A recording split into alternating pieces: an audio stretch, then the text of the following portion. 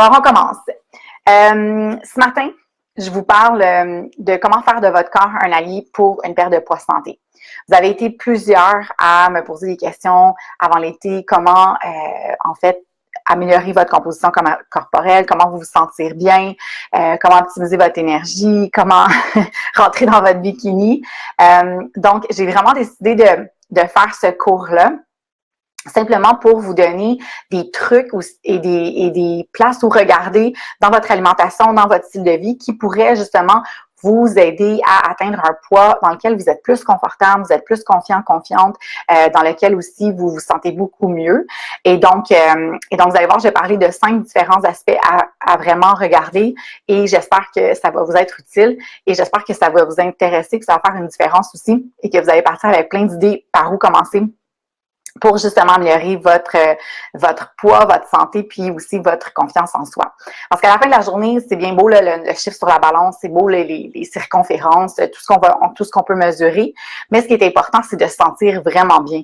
À travers les années, avec mon coaching, j'ai accompagné des gens qui ont perdu 50, 60, même 100 livres, mais c'est sûr que si à la fin de la journée, vous vous sentez pas bien, vous vous sentez pas confiant, puis vous avez encore la mentalité de la personne que vous étiez avec tout ce poids en surplus-là, ça fera pas une différence. Vous n'allez pas être plus heureux, plus confiant et plus bien en fait dans votre corps. Donc, c'est important aussi de travailler beaucoup sur l'aspect psychologique, émotionnel de la démarche et c'est pour ça que je mets beaucoup l'emphase sur la confiance en soi puis le sentiment de bien-être dans notre corps. C'est super, super important.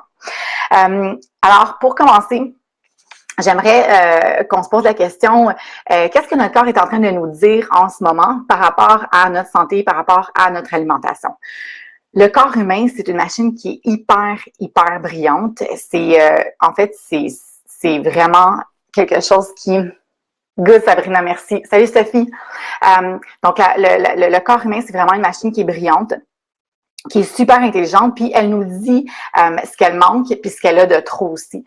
Et c'est important d'être à l'écoute des signaux, mais malheureusement, on a tendance à pas les voir, ces signaux-là, parce qu'on est tellement préoccupé, tellement distraite, on est concentré sur plein d'autres choses, et on oublie à quel point, en fait, notre corps est un allié, parce qu'on pense toujours qu'il va travailler contre nous. Donc l'idée, c'est vraiment de faire cette différence-là entre notre corps, c'est pas notre ennemi, c'est notre allié, puis il est super intelligent. Donc, s'il vous envoie des signaux, des symptômes, écoutez-le, parce qu'il y a vraiment quelque chose d'important derrière tout ça. Donc, pour vous donner des exemples, puis en fait, l'exemple que moi j'ai utilisé, c'est souvent on veut perdre du poids, puis on n'est pas capable de perdre du poids, malgré le fait qu'on a vraiment amélioré notre alimentation. Notre alimentation est de haute qualité comparativement à avant. Combien de fois les gens vont venir me voir? Mais Claude, je comprends pas, je mange tellement bien maintenant. Le problème, c'est pas tant la qualité alimentaire, c'est aussi est-ce que je mange suffisamment. Donc ça, je vais parler du métabolisme tantôt en deuxième temps. Mais c'est vraiment pas juste une question de est-ce que je mange les bonnes choses, mais aussi est-ce que je mange suffisamment, puis est-ce que ma stratégie, elle permet de carburer ma journée optimalement pour que mon corps ait tout ce qu'il a besoin pendant la journée pour justement obtenir un poids qui va être santé. Donc, on peut manger trop. Effectivement, on peut manger trop. Hein, je pense que c'est la chose qui est la plus facile à faire. Surtout si vous êtes gourmande comme moi. Moi, j'adore la bouffe, j'adore manger. Mais on peut manger trop. On peut manger trop par rapport à ce qu'on dépense dans la journée. On peut manger trop par rapport à ce que notre corps a besoin. Et ce qui va arriver, bien, c'est sûr qu'on va accumuler. OK, on peut pas juste tout éliminer tout le temps la quantité d'énergie qu'on n'a pas besoin. À un moment donné, notre corps fait il faut que je le mette en quelque part. Et c'est là qu'il va y avoir des réserves dans les graisses corporelles. Et donc c'est ça qui va arriver, puis c'est là qu'on va prendre du poids, en fait. Donc, c'est pas nécessairement qu'on mange pas bien, mais on mange trop. Alors, il faut juste s'adapter aussi en fonction de qualité et quantité. On peut aussi ne pas manger assez, comme je viens de vous dire juste avant. Donc, c'est beau manger super bien. Et j'ai même, comme je disais dans l'autre vidéo, j'ai des gens qui mangent mieux que moi, malgré le fait que c'est moi la coach en nutrition. Mais vraiment, c'est pas juste la qualité, ça va être aussi la quantité. Et si on mange en deçà de ce que notre corps a besoin pour survivre, pour être en santé, ça peut causer l'effet contraire et éventuellement, votre corps va aller en mode survie. Parce qu'il se dit, mais là, moi, je sais pas la prochaine fois qu'elle va m'en donner assez, je sais pas quand est-ce que je vais recevoir suffisamment d'énergie justement pour m'assurer que toute ma survie est optimisée, que tous mes organes fonctionnent optimalement. Et donc, votre corps, à chaque fois que vous allez manger un petit peu plus ou manger de façon générale, va faire des réserves d'énergie en prévision de ne pas savoir est-ce que vous allez lui en donner suffisamment, même si la qualité alimentaire, elle est excellente. OK? Donc, super important à garder ça en tête. Prendre du poids, ça peut être causé parce qu'on mange trop, mais ça peut être causé aussi parce qu'on ne mange pas suffisamment. Donc, je vais vous donner des trucs pour savoir, est-ce que je mange suffisamment? Je sais que je mange bien, Claude, mais est-ce que je mange suffisamment? Je vais vous donner des trucs. Ensuite de ça aussi, il peut y avoir tout l'aspect intolérance, allergie alimentaire. Souvent aussi dans les coachings, on va adresser les problèmes de digestion, beaucoup d'inflammation dans le corps, la rétention d'eau. Donc, votre corps aussi, encore là, il vous parle. Pourquoi il est en rétention d'eau? Pourquoi il est en inflammation? Donc, c'est de regarder, est-ce qu'il y a des choses qui ne digèrent pas bien? Est-ce qu'il y a des choses que vous mangez au quotidien qui attaquent votre système pour X, Y raison? Donc, ça aussi, c'est un aspect à regarder et à ne pas négliger, en fait, parce que ça va jouer dans la balance, justement, de votre poids. Des fois, ça peut ne pas être du poids de gras.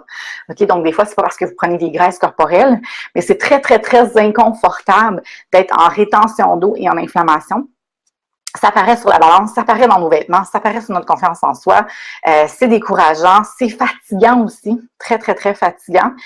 Et donc, c'est quelque chose qu'il faut vraiment adresser pour savoir qu'est-ce qui se passe. Puis la minute qu'on met le doigt sur « Ah, c'est un allergène ou c'est un irritant de mon système que moi, auquel je tolère pas bien, à ce moment-là, c'est plus facile, l'inflammation peut s'en aller, la rétention d'eau aussi, et là, on est en mesure de retrouver notre poids, en fait.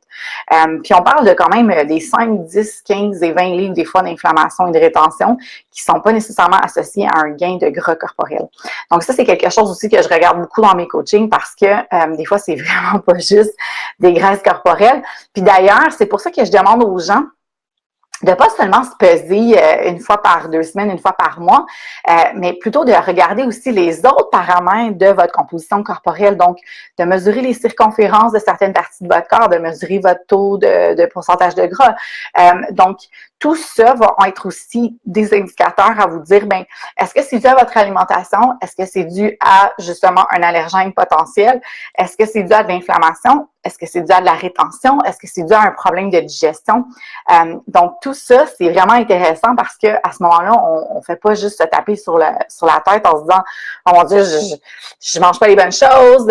Clairement, mon corps, il fait des graisses corporelles, donc c'est pas nécessairement ça. » Donc, de savoir ça, c'est très, très, très encourageant parce qu'on peut savoir justement quelle stratégie adopter pour nous aider à se sentir bien dans notre corps. Et finalement, la quatrième des choses, ce serait vraiment des conditions médicales particulières. Je vous donne un exemple, l'hypothyroïdie. Donc, l'hypothyroïdie, c'est comme notre glande thyroïde qui est responsable dans le rythme auquel notre corps va s'activer, va fonctionner, dont le fameux métabolisme dont je parlais et que je vais vous aider à en fait, je vais éclaircir le sujet par la suite. Donc, la glande thyroïde, c'est comme le thermomètre dans notre corps. Et ça, j'en parle beaucoup dans mes coachings et dans mon programme de 30 jours aussi. Donc, la thyroïde, c'est ça, c'est comme le thermomètre du corps humain et il va vraiment mettre les bonnes températures, les bons paramètres, va se régler correctement pour optimiser tout le fonctionnement de notre corps, nos organes vitaux, nos processus de digestion, par exemple. Donc, tout ça va être relié à notre glande thyroïde. Donc, hypothyroïdie veut dire que ma thyroïde va fonctionner sous la normale. Donc, elle va être plus au ralenti.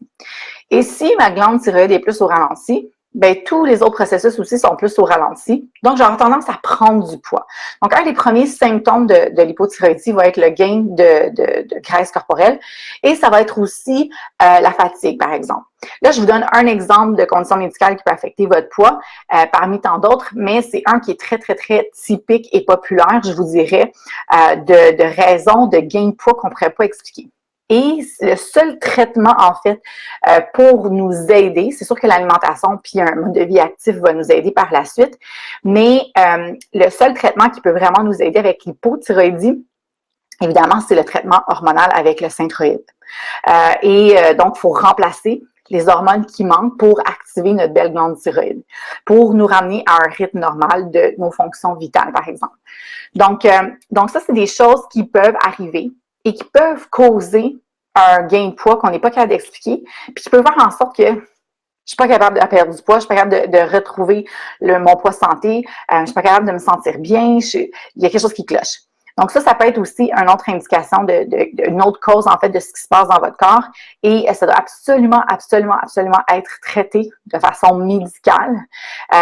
Souvent, par exemple, si je suis en coaching et que je suis avec quelqu'un pour une perte de poids, j'accompagne la personne pour une perte de poids et que je vois qu'il n'y a rien qui fonctionne, spécifiquement la nutrition et un mode de vie actif, ben à ce moment-là, c'est le premier signe qu'il y a probablement un dérèglement hormonal qui doit être traité par un remplacement d'hormones pour justement régler la situation. Puis ensuite de ça, là, on peut voir les effets de la nutrition et du mode de vie actif.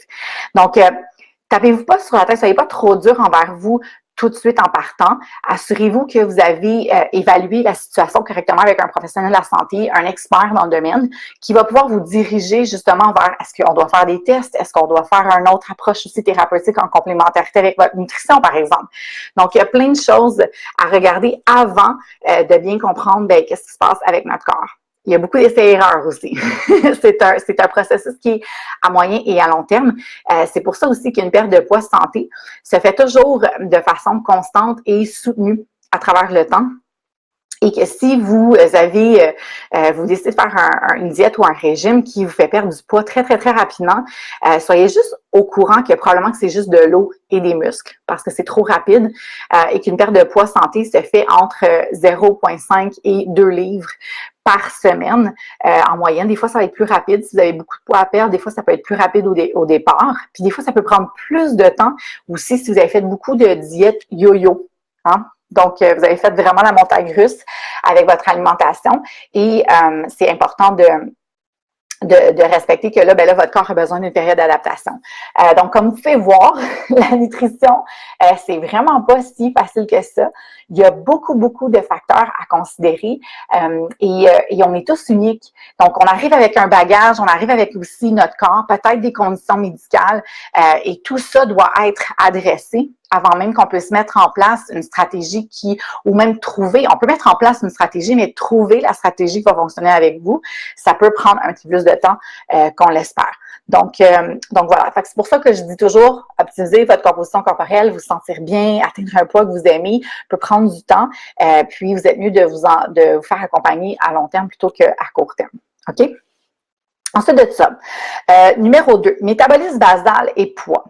Métabolisme basal, c'est un de mes sujets favoris. J'adore parler de ce sujet-là et j'en parle dans plusieurs de mes vidéos, dans plusieurs de mes articles de blog, dans plusieurs de mes lives parce que, en fait, le métabolisme de base, c'est le chiffre magique qu'on veut connaître pour, en fait, comprendre combien d'énergie est-ce que je dois consommer au quotidien pour atteindre mon objectif, que ce soit une perte de gras corporel, un gain de masse musculaire, optimiser mon niveau d'énergie, m'assurer que mon corps a tout ce qu'il a besoin pour pas avoir de carence nutritionnelle, donc, le métabolisme basal, c'est le minimum d'énergie que votre corps a besoin pour survivre. Alors, c'est pour ça, tantôt, que je vous disais, on peut trop manger, mais on peut aussi ne pas assez manger. Et le métabolisme basal, on va ajouter à ça notre facteur d'activité au quotidien. C'est-à-dire que, bon, si moi je me déplace à pied ou à vélo pour aller travailler, ou si je fais du yoga 3 fois semaine, ou si, je sais pas, moi, je fais le ménage telle journée. Donc, tous ces activités-là, que ce soit des activités pour activer votre corps ou simplement pour fonctionner dans votre quotidien, s'ajoutent au facteur d'activité quotidien. Donc, vous avez le métabolisme basal, qui est votre mode de survie. Donc, combien est-ce que mon corps a besoin minimalement pour assurer la survie?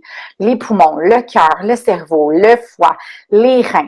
Donc, tous ces organes-là, si ça ne fonctionne plus, je meurs. Donc, combien est-ce que ça prend d'énergie pour les faire fonctionner optimalement, constamment? Donc, ça, c'est le métabolisme basal.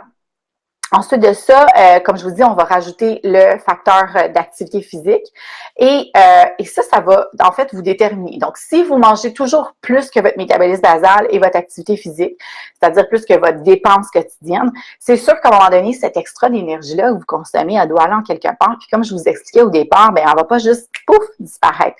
Donc, elle va s'accumuler dans votre corps, c'est sûr. Est-ce qu'elle va s'accumuler immédiatement en une journée? Non, votre corps va s'adapter. Ça va prendre quelques jours. Donc, ça prend du temps perdre du poids parce que ça a pris du temps prendre du poids. Ça va dépendre aussi combien vous mangez pour prendre le poids. Donc, le rythme va être vraiment différent d'une personne à l'autre. Cependant, si je mange toujours en deçà de mon métabolisme basal, bien, mon corps essaie toujours de s'adapter avec le très peu d'énergie qu'il reçoit pour faire fonctionner les fonctions essentielles du corps, s'assurer que vous êtes maintenu en vie. Fait qu'on s'entend-tu que l'énergie pour aller faire du yoga ou l'énergie pour aller au parc avec les enfants, elle sera pas vraiment là parce que notre corps, il fait tout ce qu'il peut pour s'assurer qu'on respire correctement, que notre cerveau peut fonctionner correctement, que notre cœur pompe correctement. Et donc, pour tout le reste, on va être fatigué. On va vraiment remarquer aussi qu'on va commencer à avoir des carences nutritionnelles, on va perdre des cheveux, notre peau va s'assécher, on va avoir le teint pâlette. Donc ça, c'est de manger moins que le métabolisme basal. Et ce qui va arriver, c'est que, n'oubliez pas, si je mange toujours en dessous du minimum que j'ai besoin, la minute que vous allez manger un petit peu plus, votre corps va le garder.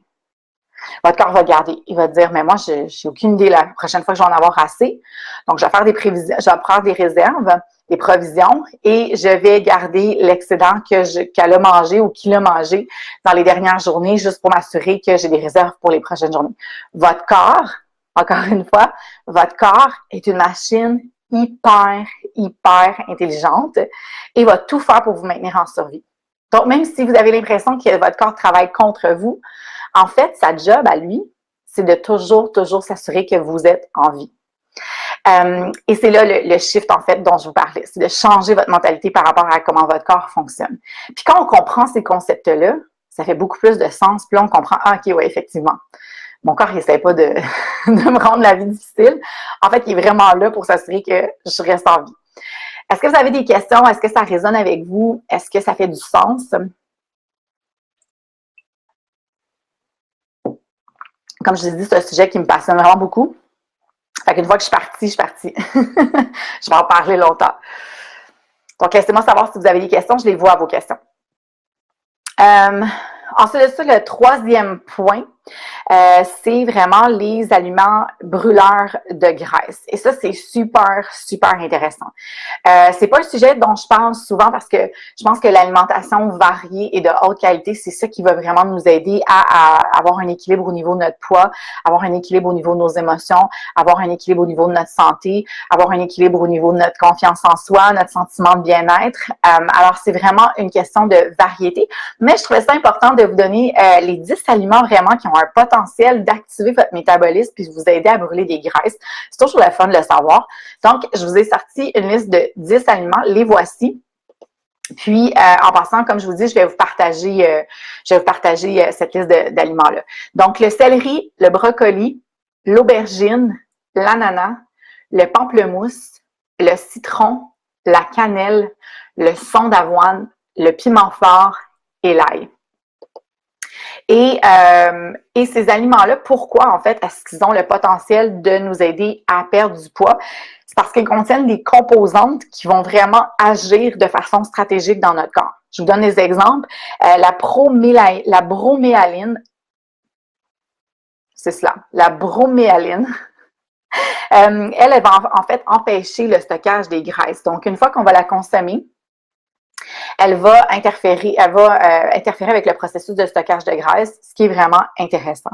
Les fibres aussi. Les fibres vont ralentir notre digestion, vont faire un beau nettoyage de notre système digestif et va nous aider beaucoup au niveau de la satiété. Donc, si je suis plus rassasiée, j'ai moins faim, je suis satisfaite plus rapidement parce que j'ai une bonne qualité de mon alimentation qui est riche en fibres, mais à ce moment-là, je vais avoir tendance à moins manger en excès par rapport à ce que j'ai vraiment besoin de manger. OK, donc il y a l'envie et il y a le besoin. Des fois, c'est correct d'avoir aussi à assouvir ce besoin d'envie-là, donc la gourmandise, manger un peu ses émotions. Il n'y a rien de malsain là-dedans. Tout est une question de modération. Donc, si vous êtes toujours dans « je mange mes émotions et j'écoute beaucoup mes envies » comparativement à « ben je mange aussi selon mes besoins puis sans plus ». Donc, s'il n'y a pas un équilibre entre les deux, c'est là que ça peut devenir problématique. Donc, si vous avez tendance à manger beaucoup vos émotions, c'est quelque chose qu'il faut adresser aussi. C'est quelque chose avec lequel j'accompagne énormément mes clients. On mange toutes nos émotions, OK? Vous n'êtes pas toute seule, on mange toutes nos émotions. C'est normal, mais c'est de trouver un équilibre puis un certain sens de modération dans tout ça, tout simplement. Ensuite de ça, il y a l'eau, évidemment, qui va être contenue aussi dans ces aliments-là. Donc, l'eau, encore une fois, va nous aider à utiliser optimalement notre énergie. La science dit que j'ai besoin de 1 millilitre d'eau pour digérer chaque calorie que je vais consommer. C'est pour ça qu'on va souvent donner comme règle de consommer autant de millilitres d'eau que de calories ingérées dans la journée. Mais c'est sûr que là, l'hydratation, ça, c'est un autre sujet complètement. Mais des fois, ça peut être un bon guide aussi pour savoir, OK, combien j'ai besoin d'eau dans ma journée pour optimalement utiliser mon énergie. Donc, l'eau va beaucoup, beaucoup aider à utiliser ces calories-là. N'oubliez pas que les calories, c'est pas nos amis non plus. C'est nos amis, on en a besoin. Puis, l'idée, c'est de les utiliser. Donc, si je bois suffisamment d'eau pour l'utiliser, ben, c'est super winner. On l'utilise, on la brûle, parfait.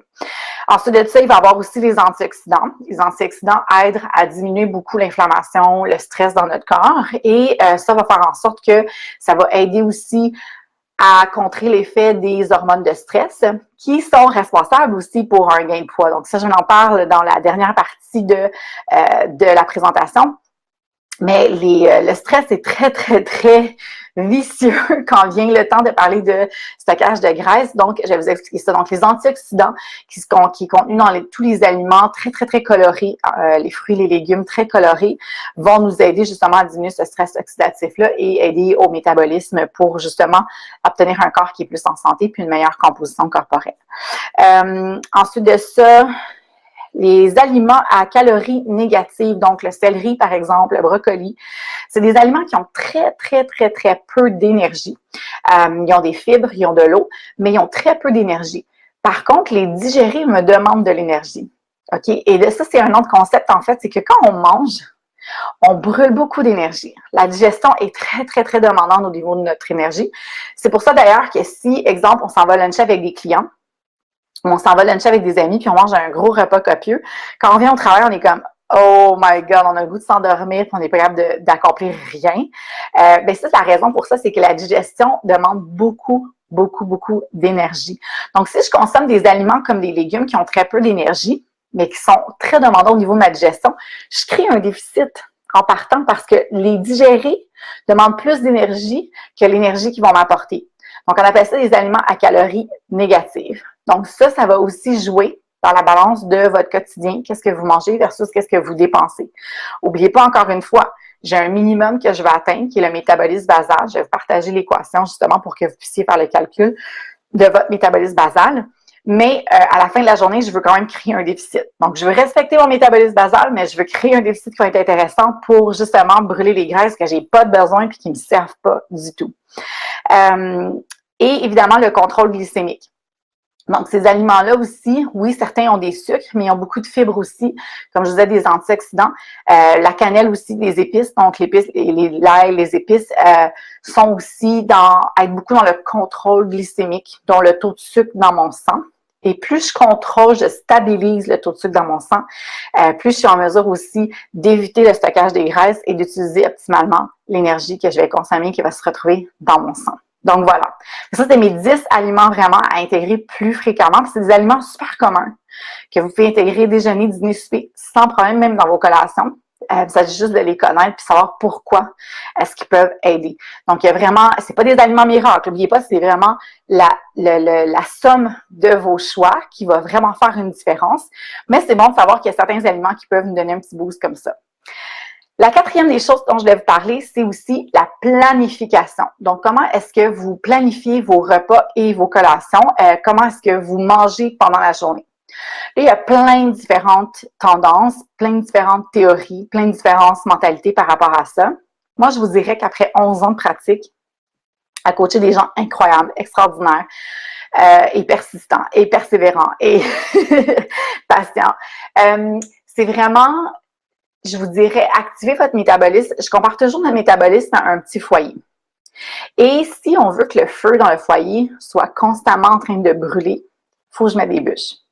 Donc, je compare le corps humain au foyer et les aliments aux petites bûches. Alors, si je vous dis, on part le feu le matin, on met des bûches dans le foyer, le feu brûle, ça va bien, et je reviens 5, 6, 7, 8 heures plus tard, à quoi va avoir l'air mon feu? Probablement un petit brasier. Métabolisme, c'est la même chose. Si je mange après 6, 7, 8 heures, de quoi je vais avoir l'air? Je vais commencer à être fatiguée, je vais avoir faim, ma concentration va être vraiment diminuée. Par contre, si dans mon feu, je retourne aux 2-3 heures, je mets des bûches sur 2-3 heures, bien là, mon feu va se raviver, va toujours être énergisant, va toujours brûler, va toujours être très fort. Même chose avec mon métabolisme et mon niveau d'énergie. Donc, le concept derrière ça, en fait, c'est que plus je m'alimente fréquemment, avec les bonnes choses, sans trop d'excès, vraiment avec un bel équilibre, et avec les bons aliments, les bonnes sources d'énergie, les chances sont que je vais activer mon métabolisme, je vais activer ma digestion, on vient d'en parler. Plus j'active ma digestion, plus j'augmente ma dépense énergétique, ce qui est intéressant. Et en plus, je mange souvent, donc je ne manque pas d'énergie. Mon corps ne manque de rien non plus. Va avoir moins tendance à aller en mode survie et donc va avoir moins tendance à faire des réserves de gras.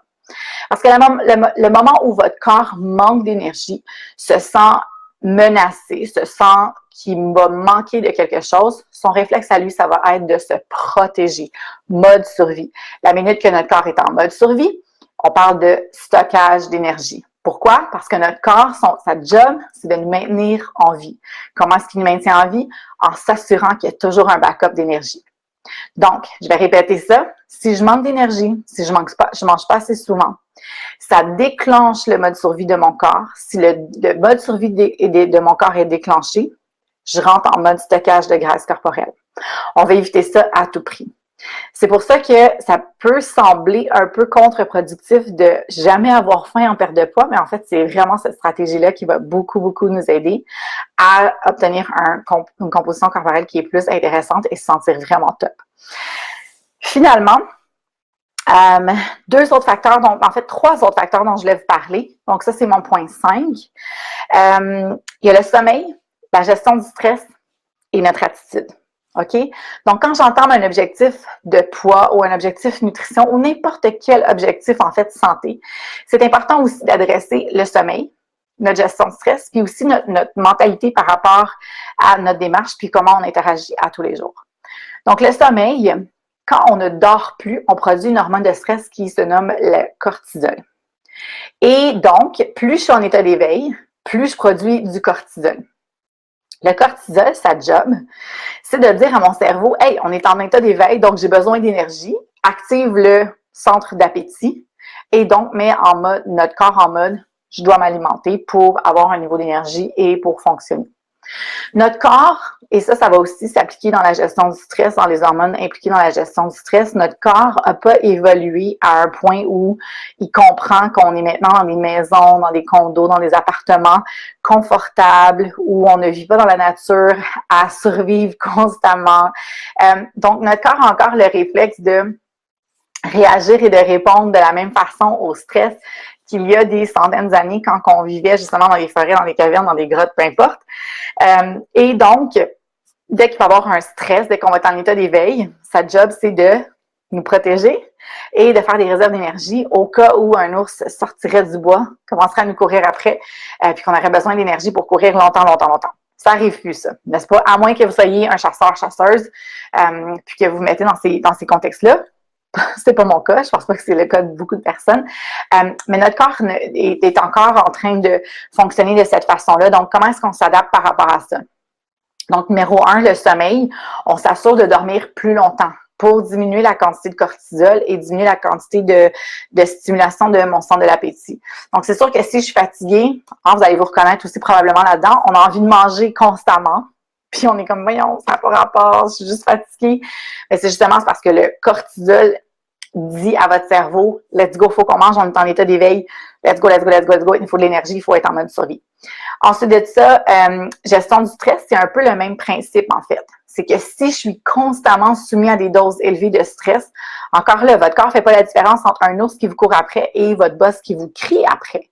C'est la même affaire. Ça va déclencher en fait votre système nerveux qui va répondre avec des hormones de stress. OK, on appelle ça le fly or flight en anglais, donc action-réaction. Et donc, notre corps va réagir à cette hormone-là et va aussi activer le stockage des graisses. Donc, plus je suis soumis à un niveau de stress qui est élevé, plus mon corps va entrer en mode survie. Et là, la différence qu'il faut faire aussi, c'est que n'oubliez pas que on est en mesure de s'adapter mentalement à certains niveaux de stress. Et ça, c'est quelque chose que je travaille beaucoup, avec lequel je travaille beaucoup aussi avec mes clients. C'est de comprendre que votre corps physiquement, il y a un certain niveau de stress qu'il est capable de prendre, malgré le fait que votre tête est capable d'en prendre beaucoup plus. C'est pour ça que les surmenages arrivent, c'est pour ça que les gens font des psychoses, des névroses. Donc, le corps, lui, va réagir beaucoup plus rapidement que le mental, mais ça ne veut pas dire que ça fait très longtemps qu'il aurait fallu ralentir ou arrêter. Donc, essayez d'être consciente de votre niveau de stress. Essayez de voir qu'est-ce qui se passe exactement dans votre entourage, puis qu'est-ce qui pourrait être des sources de stress. Vous savez si vous êtes stressé ou si vous n'êtes pas stressé. Maintenant, c'est une question d'être honnête, de confronter tout ça et aussi de faire une liste des déclencheurs potentiels de votre niveau de stress, puis de vraiment trouver des solutions, des stratégies qui vont pouvoir permettre de diminuer ça. Est-ce que vous faites de la méditation? Est-ce que vous faites de la respiration? Est-ce que vous faites de la cohérence cardiaque? Est-ce que vous bougez? Justement, est-ce que vous avez une routine pour vous aider à mieux dormir puis vraiment avoir un sommeil récupérateur? Donc, ça, c'est toutes aussi des solutions à mettre en place pour vous aider à mieux gérer votre stress, mais définitivement, le stress active le mode survie et le mode survie active le stockage de graisse. OK? Et finalement, bien, votre attitude. Le pouvoir du mental en bon québécois. Donc, notre attitude a vraiment un gros impact aussi sur comment on est capable d'accomplir un objectif, comment on est capable d'agir par rapport à un objectif. On parle ici beaucoup de discipline, de motivation. Il ne s'agit pas d'être parfaite, là. C'est vraiment pas ça l'idée, mais c'est vraiment de comprendre qu'on a une part de responsabilité dans l'atteinte d'un objectif, puis que c'est correct d'avoir besoin de support aussi. OK? Donc, tout le monde a besoin du support. Moi, je suis constamment en coaching moi-même. Moi qui est coach pour les gens, mais moi-même, j'ai toujours un réseau de support en place pour m'aider justement à grandir, à mieux comprendre, à être plus objective. Donc, c'est important de comprendre que la motivation, oui, elle va venir de vous. Mais c'est OK aussi qu'il y a des journées que vous perdez cette motivation-là. Assurez-vous d'avoir un support, un système qui est en place pour vous aider, pour raviver cette motivation-là, puis pour vous rappeler pourquoi vous avez commencé en premier lieu. Donc ça, c'est vraiment important au niveau de l'attitude et de la mentalité par rapport à un objectif, de commencer à voir différemment. Même chose, pourquoi est-ce que le titre de ce cours-là s'appelle « Faire de mon corps un allié » ? Parce que le pouvoir des mots est super important. Donc, si vous êtes tout le temps à dire « Ah, mais moi, mon métabolisme est ralenti. Ah, mais moi, mon corps ne travaille pas avec moi. Ah, c'est compliqué, là, il n'y a rien qui fonctionne. » Ben, c'est sûr qu'il n'y a rien qui va fonctionner. Mais si vous commencez à adopter une attitude où non, ça va arriver, c'est correct, je vais comprendre, je vais prendre les outils, je vais me motiver, je vais m'inspirer, peu importe, ça va faire une méga différence dans l'atteinte de votre objectif. Donc, voilà. Je ne sais pas si vous avez des questions, je ne sais pas si vous avez trouvé ça intéressant, si ça vous a aussi aidé et dirigé vers des pistes de solutions que vous n'aviez pas pensé ou que vous aviez pensé, mais que vous n'étiez pas certaine que ça serait la bonne direction à prendre, allez-y, je suis là pour y répondre. Ça va vraiment me faire plaisir.